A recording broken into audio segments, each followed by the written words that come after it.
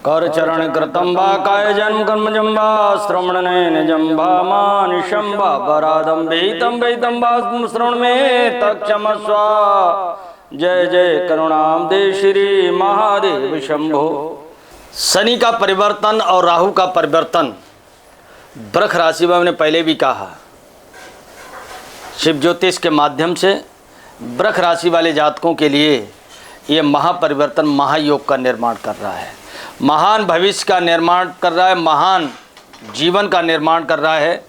आपने अभी तक जितने कष्ट, जितने संघर्ष, जितनी असफलताएं 12 राशियों में किसी ने नहीं झेली जितनी आपने झेली। वृष राशि वाले जात को समय आपकी प्रतीक्षा कर रहा है कि कब मैं आपके स्वर्णिम भविष्य का निर्माण करूं। वृष राशि वाले जात को ये परिवर्तन ही आपके जीवन का समूल कष्टों का नाश करने वाला है।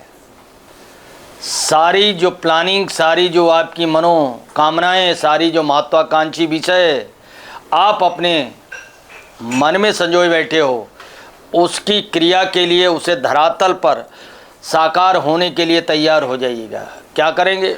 आपके एकादश भाव में, मैंने कहा ना, एकादश गोचर के एकादश भाव में वृष राशि वाले जात को ये महापरिवर्तन होने जा रहा है। कब? 18 मई को राहु परिवर्तन करेंगे, कुंभ में जाएंगे, और तब वहाँ 10वां नंबर हो, आत्मिक कारक किसका नंबर होगा? वहाँ पर घर है शनि का, और 11वां घर भी शनि का,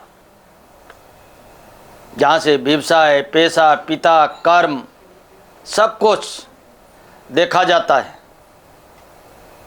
वहाँ के कर्मदाता शनि महाराज, इनकम के स्रोत दाता स्वयं वहाँ पर बैठे हैं। किसके साथ संयोग? शनि की शुक्र के साथ संयोग बन रहा है, शुक्र के साथ सप्तम योग बन रहा है।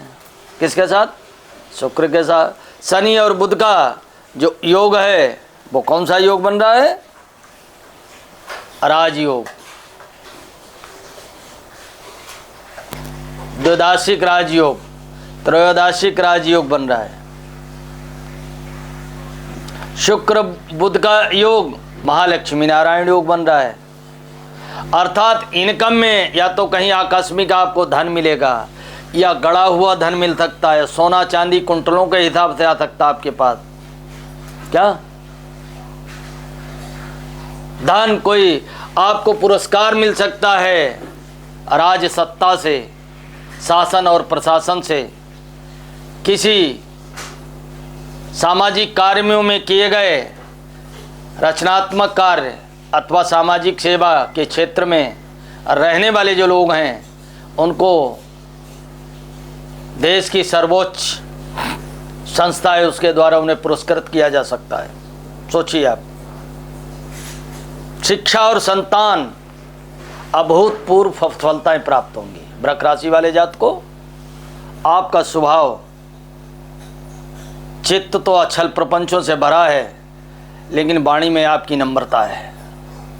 वृष राशि वाले जात को आपका विषदंतहीन जो सर्प होता है उस तरीके का स्वभाव है। समय पर आप शत्रु के साथ चूकते नहीं हो, समय पर मित्र के साथ परोपकार करने में भी पीछे नहीं हटते हो। ऐसी स्थिति में शनि, राहु, बुध, शुक्र और सूर्य पंचग्रही योग, और वैसे भी कहते हैं एक योग और बन रहा है। कौन सा? पिशाच योग। पापक ग्रह एकादश भाव में हों, बहुत अच्छा फल देते हैं। अब पापक ग्रह ही ये योग बना रहे। कौन? शुक्र भी पापक ग्रह है। कौन? शनि भी पापक ग्रह है, राहु भी पापक ग्रह है। अब रह गए बुध। बुध तो न पापक ग्रह है और न पुण्यकारक ग्रह है। वो जिसके साथ जहाँ बैठ जाते हैं, जो मिल जाए उसी के साथ दोस्ती कर लेते हैं। शनि बुध की दोस्ती, शुक्र बुध की दोस्ती, राहु और बुध की दोस्ती, ये मित्र भाव में रहते हैं। और मित्र के घर में इनका नियम है जिसके जाते उसी की चापलूसी करने लगते हैं। तो बुध शुक्र के साथ जाए तो महालक्ष्मी नारायण योग, शनि के साथ बुध जाए तो एकादश भाव में, राहु के साथ तो आप तो जानते हैं बुध, यानी बुध की राशि में राहु पावरफुल हो जाते हैं, राजनीति के कारक माने जाते हैं। राहु भी ऐसा नहीं कि राहु सब बुरा करते हैं, राजनीति के कारक ग्रह माने जाते हैं। इंजीनियर, तकनीक क्षेत्र के कारक ग्रह माने जाते हैं। हाँ, एक चीज जरूर है कि आपके पंचम भाव में केतु बैठे हैं, इस समय आपको अध्यात्म की तरफ प्रेरित करते हैं। लेकिन संतान का अगर आपने मन बनाया है तो कृपया अभी संतान प्राप्ति के योग नहीं है, संतान नहीं पाना। कब तक? 18 मई तक, 2025 18 मई के बाद आप संतान का मन बनाए तो संतान प्राप्त होगी। शादी विवाह करने वाले लोग जो हैं उनसे भी मेरा निवेदन है कि जब तक बृहस्पति मिथुन में है तब तक शादी का प्रोग्राम बनेगा। कर्म क्षेत्र में, व्यवसाय, करियर में आपका भव्य होगा, दिव्य होगा। स्वास्थ्य की तरफ थोड़ा सावधान रहिएगा कि स्वास्थ्य में केतु की जहाँ दृष्टि पड़ रही है, त्रिपाद, पंचपाद और सप्तम पाद,